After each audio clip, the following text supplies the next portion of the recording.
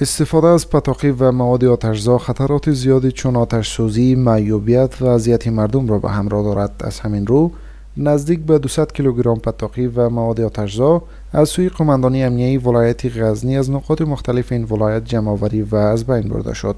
مسئولان بیان داشتند که در حدود 70 نوع پتاقی و مواد آتشزا توسط نیروهای امنیتی این ولایت امروز با حضور هیئت موظف حریق شد.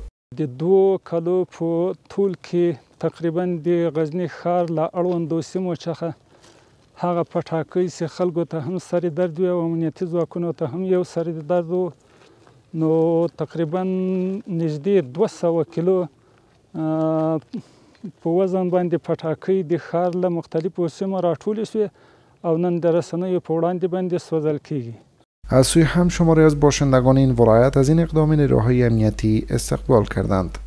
بده کار باندې موږ ډیر خوښ یو او دا ډیر ښه کار وسول د قومندانۍ لخوا یو ډیر نیک اقدام ده.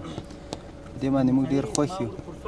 دغه پټاکو له وجې یو کور یا یو بوټو ور اخیستی د دانو ډیر ښه کار مجاهدینو له طرفه وسه چې د غزنی امنیه قومندانۍ او په دې وتوانېده چې دا ټول راټول کړل او راوړل دلته دې ته ور ورک.